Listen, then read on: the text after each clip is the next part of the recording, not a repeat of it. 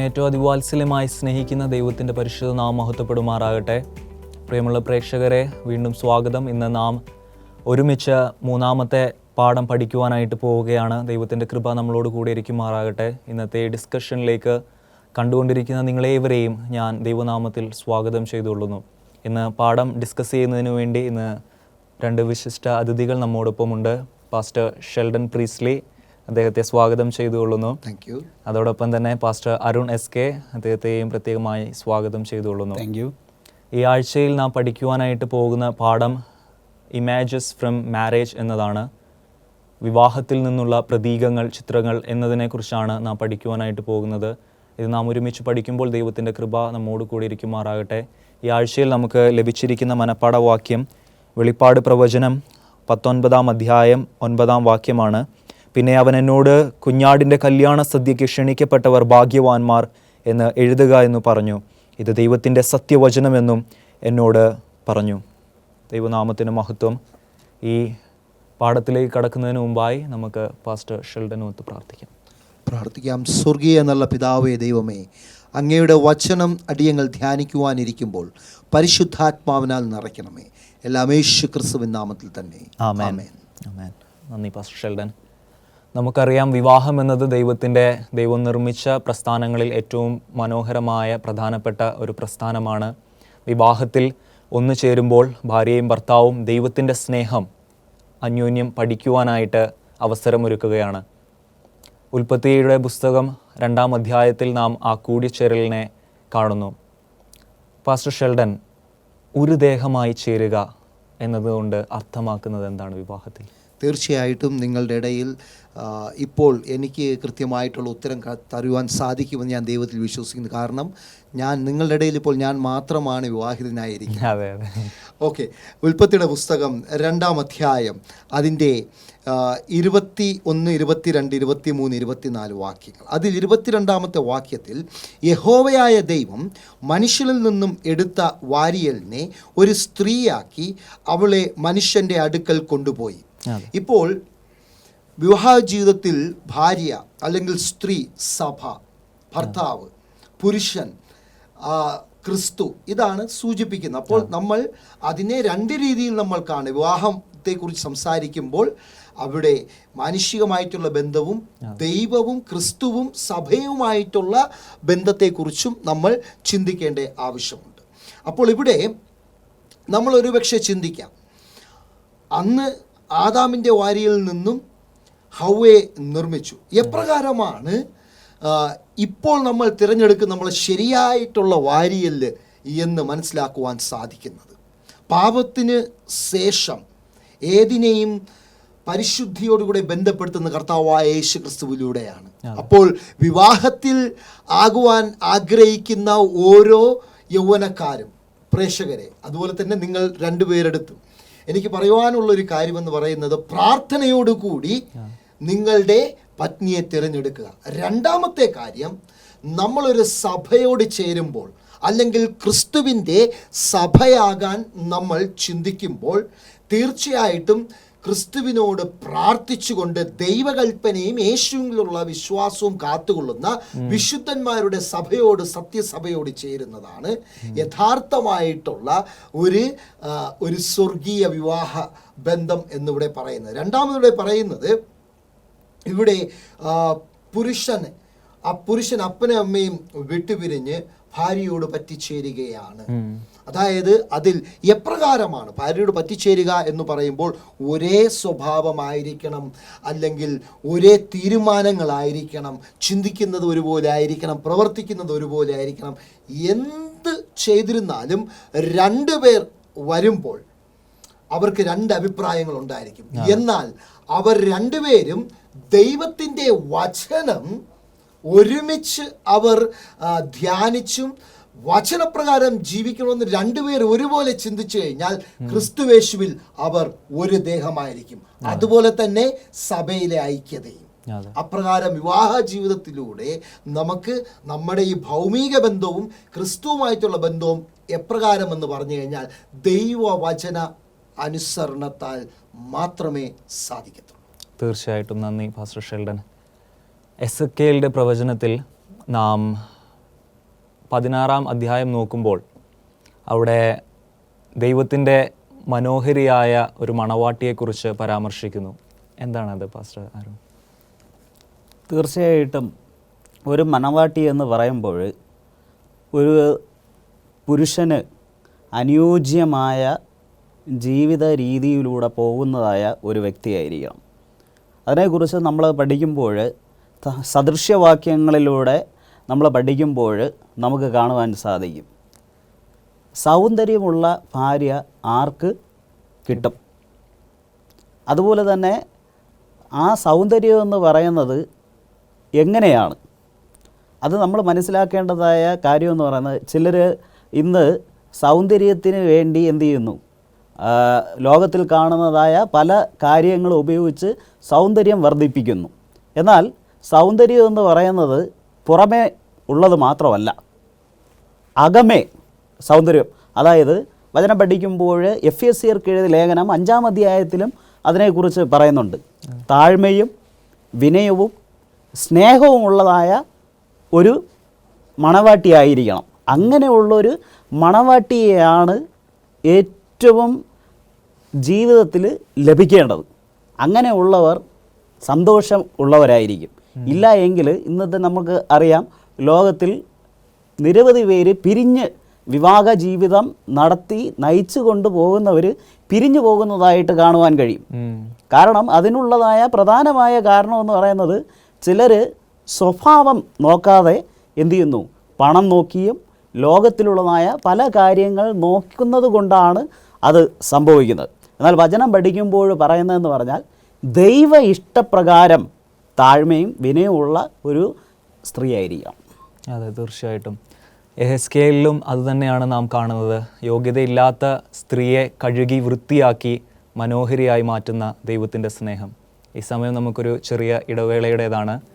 പ്രിയ പ്രേക്ഷകരെ, നാം ഒരു ചെറിയ ഇടവേളയ്ക്ക് പോവുകയാണ്. അതിനുശേഷം വീണ്ടും ഒത്തുചേരുക. ദൈവം നമ്മെ അനുഗ്രഹിക്കുമാറാകട്ടെ.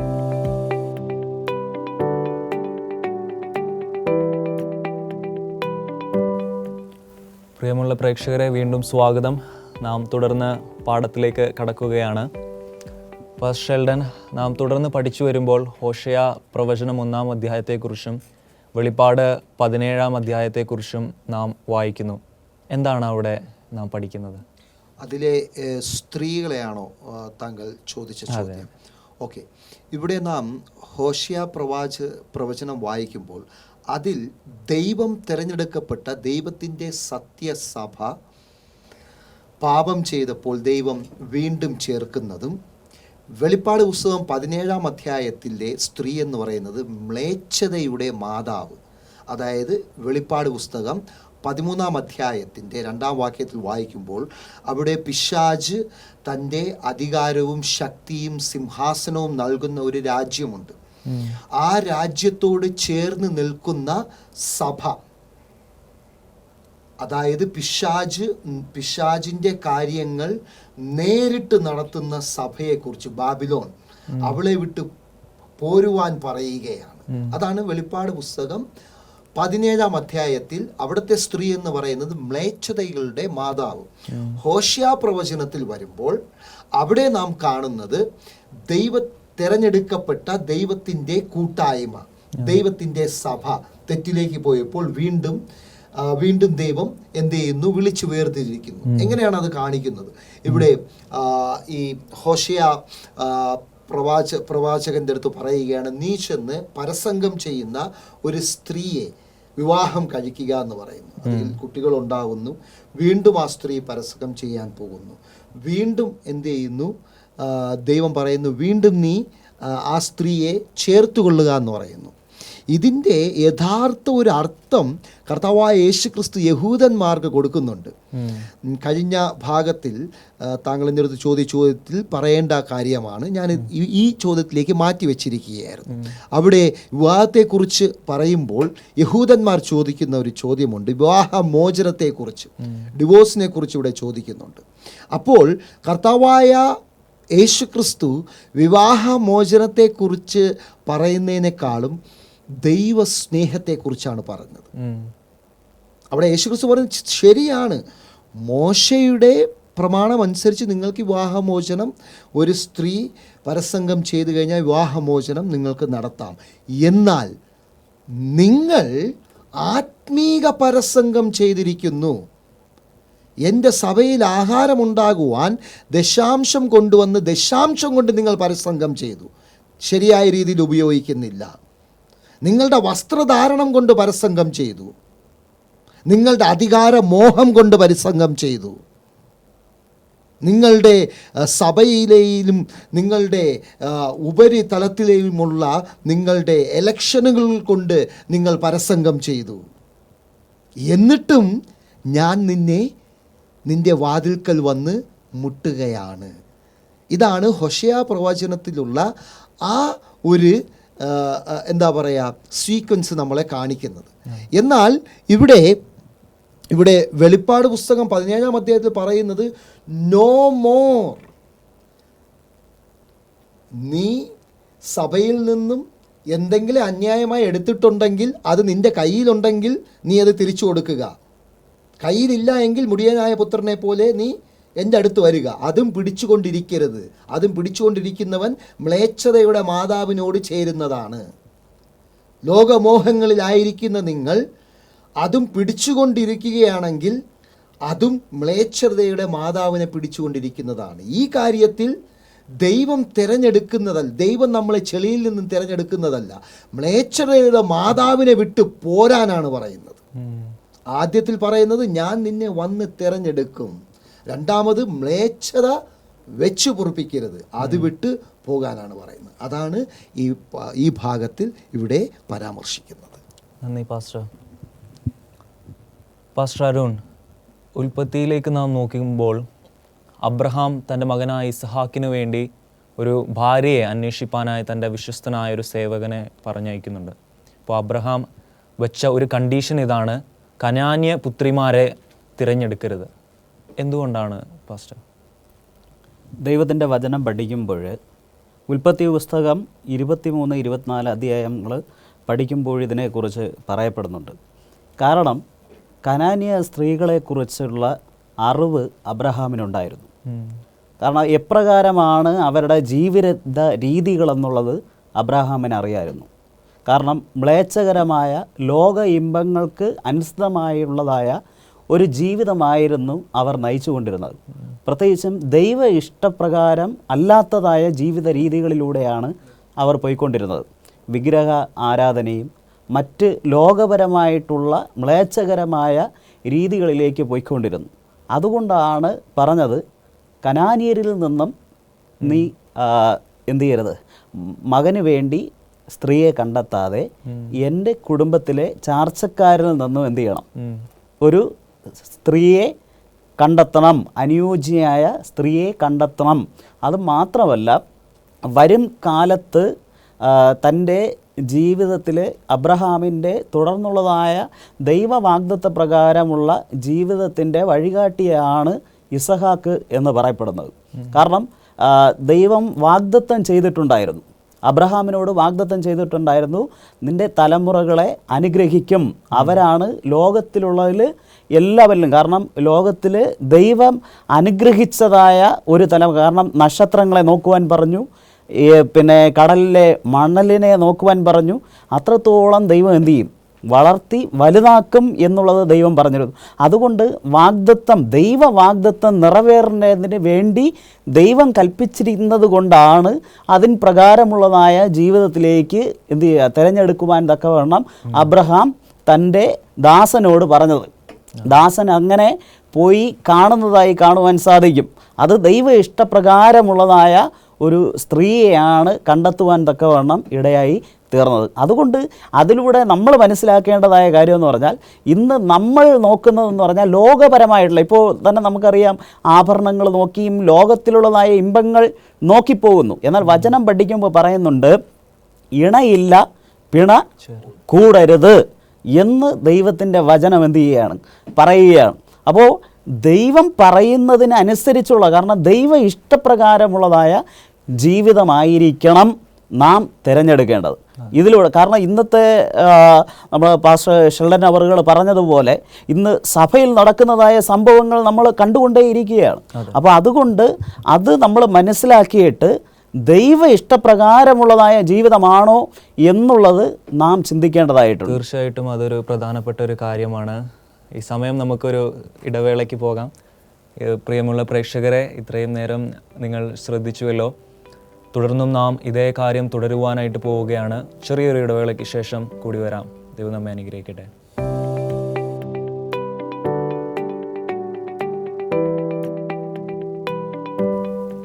പ്രിയമുള്ള പ്രേക്ഷകരെ, വീണ്ടും സ്വാഗതം.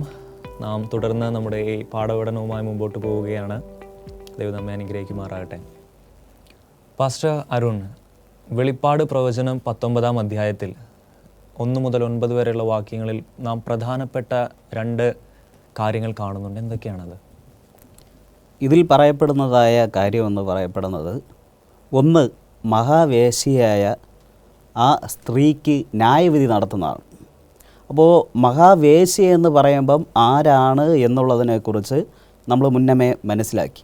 എങ്കിലും വേദപുസ്തകം പഠിക്കുമ്പോൾ വെളിപ്പാട് പുസ്തകം 13-ാം അധ്യായം, അതുപോലെ തന്നെ 17-ാം അധ്യായം, 18-ാം അധ്യായം ഇത് നമ്മൾ വായിക്കുകയാണെങ്കിൽ ഇതാരാണെന്നും ഉള്ള വ്യക്തമായിട്ടുള്ള കാര്യം ഇതിൽ പറയപ്പെടുന്നതായിട്ട് കാണുവാൻ കഴിയും.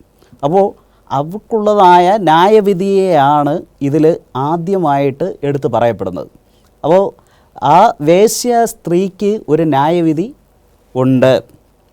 അത് എന്ന് പറയപ്പെടുന്നത് ലോകത്തിൽ നിലനിൽക്കുന്നതായ സഭയാണ് എന്നുള്ളത് കാണുവാൻ കഴിയും. കാരണം 2 സഭകളുണ്ട്. ഒന്ന് വിശുദ്ധയായ ദൈവത്തിൻ്റെ സഭയും മറ്റൊന്നെന്ന് പറയുന്നത് ഈ പറയപ്പെടുന്നതായ വേശ്യ സഭയും.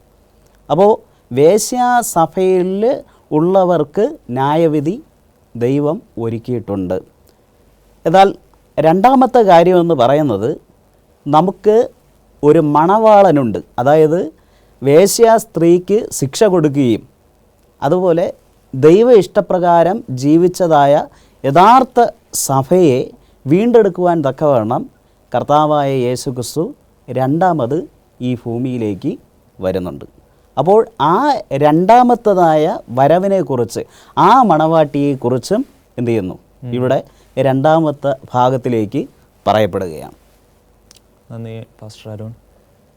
പാസ്റ്റർ ഷെൽഡൻ, നാം വെളിപ്പാട് പ്രവചനം 21-ാം അധ്യായത്തിലേക്ക് കടന്നു വരുമ്പോൾ അവിടെ ഒരു മണവാട്ടിയെക്കുറിച്ച് ആദ്യ വാക്യങ്ങളിൽ പരാമർശിക്കുന്നുണ്ട്. അതെന്തിനെയാണ് സൂചിപ്പിക്കുന്നത്? ഇവിടെ പറയുന്ന മണവാട്ടി എന്ന് പറയുന്നത്, ഞാൻ പുതിയ ആകാശവും പുതിയ ഭൂമിയും കണ്ടു. ഇത് പുതിയ യെരുശലേമിനെ കുറിച്ചാണ് പറയുന്നത്. ഈ പുതിയ യെരുശലേം എപ്പോൾ സ്ഥാപിക്കുമെന്ന് പറയുന്നത് കർത്താവായ യേശു ക്രിസ്തുവിൻ്റെ 3ാമത്തെ വരവിലാണ്. ആദ്യം യേശു ക്രിസ്തു വന്നു, പാപത്തിന് പരിഹാരമായി. രണ്ടാമത് കർത്താവായ യേശു ക്രിസ്തു വരികയാണ് വിശുദ്ധന്മാരെ ചേർത്തുകൊള്ളുവാൻ. 3ാമത് യേശു ക്രിസ്തു വന്ന് ഈ ഭൂമിയെ പിശാചിനോടും പാപത്തോടും പാപത്തെ മുറുകെ പിടിക്കുന്ന ജനങ്ങളോടും കൂടി നശിപ്പിച്ച് ശുദ്ധീകരിച്ച് പുതിയ യെരുശലേം സ്ഥാപിക്കുന്നു. ആ പുതിയ യെരുശലേം എന്ന് പറയുന്ന ഒരു കെട്ടിടമല്ല. ഇവിടെ നമ്മൾ ചിന്തിക്കുന്നത് എല്ലാ സഭക്കാരും, ഇപ്പോൾ സെവന്ത് ഡേ അഡ്വന്റിസ്റ്റ് സഭയായിക്കോട്ടെ, പെന്തക്കോസ്ത് സഭയായിക്കോട്ടെ, റോമൻ കാത്തലിക് സഭയായിക്കോട്ടെ, മറ്റു മെത്തഡിക് സഭയായിക്കോട്ടെ, എല്ലാവരും അവർ അവകാശപ്പെടുന്നത് നമ്മളാണ് സത്യസഭ എന്നാണ്. എന്നാൽ കർത്താവായ യേശു ക്രിസ്തു രണ്ടാമത് വരുന്നത് ഒരു പ്രസ്ഥാനത്തെയും കൊണ്ടുപോകാനല്ല, വിശുദ്ധന്മാരെ ചേർത്ത് കൊള്ളുവാനാണ്. അപ്പോൾ നമ്മൾ ആണ് യഥാർത്ഥ മണവാട്ടി. ഒരു ഭർത്താവിൻ്റെ വീട്ടിലേക്ക് കൊണ്ടുപോവുകയാണ് 1000 ആണ്ട് വാഴ്ചയ്ക്ക് ശേഷം. നമ്മളെ വീണ്ടും നിങ്ങൾക്ക് വേണ്ടി ഞാൻ ഒരുക്കുന്ന പുതിയ യെരുശലേമിൽ അവിടെ മരണമുണ്ടാകില്ല, അവിടെ കണ്ണുനീർ ഉണ്ടാകില്ല, അവിടെ നെടുവീർപ്പുണ്ടാകില്ല. പക്ഷേ അങ്ങനെ ഒരു മണവാട്ടി, ഒരു വിശുദ്ധ മണവാട്ടി ആയി കുഞ്ഞാടിൻ്റെ കല്യാണത്തിൽ ചേർന്ന് കർത്താവായ യേശു ക്രിസ്തുവുമായി 1000 ആണ്ട് സ്വർഗത്തിൽ വാണ് തിരിച്ച് ഈ ഭൂമിയിലേക്ക് കടന്ന് വരുമ്പോൾ ആർക്കൊക്കെ ഈ ഒരു അവസരം ലഭിക്കില്ല എന്നതിനെക്കുറിച്ചും ഇവിടെ പറയുന്നു. വെളിപ്പാടിൻ്റെ പുസ്തകം 21-ാം അധ്യായം അതിൻ്റെ 8-ാമത്തെ വാക്യത്തിൽ പറയുന്നത്, എന്നാൽ ഭീരുക്കൾ, അവിശ്വാസികൾ, അറക്കപ്പെട്ടവർ, കൊലപാതകന്മാർ, ദുർനടപ്പുകാർ, ക്ഷുദ്രക്കാർ, ബിംബാരാധികൾ എന്നിവർക്കും ഭോഷ്ക് പറയുന്ന ഏവർക്കും ഓഹരി തീയും ഗന്ധവും കത്തുന്ന പൊയ്കയിലത്രേ. അത് രണ്ടാമത്തെ പറഞ്ഞു. ഇവിടെ ഇങ്ങനെയുള്ളവർ ഇവിടെ ചേരില്ല എന്ന് പറയുന്നു. പിന്നെ നമ്മളെന്ന് പറയുന്നത് ശബദ് മുറുകെ പിടിക്കുന്ന ശബദുകാരാണ്. എന്നാൽ ഞാൻ എന്നോട് പറയുന്ന ഒരു കാര്യം തന്നെയാണ്, ശനിയാഴ്ച രാവിലെ 9 മണി മുതൽ ഉച്ചയ്ക്ക് 1 മണി വരെ ആചരിക്കുന്ന ശബദുകാരനാണെങ്കിൽ ഞാനും പോകത്തില്ല. ശബദിൻ്റെ പരിശുദ്ധി ബാക്കിയുള്ള 6 ദിവസവും നമ്മളിലുണ്ടായിരിക്കണം. കർത്താവായ ദൈവം പറഞ്ഞ കൽപ്പന പ്രകാരം നാം ജീവിക്കുകയും ആ കൽപ്പന നമ്മൾ അനുസരിച്ച് ജീവിക്കണമെങ്കിൽ യേശുവിലുള്ള വിശ്വാസവും ഉണ്ടായിരുന്നു.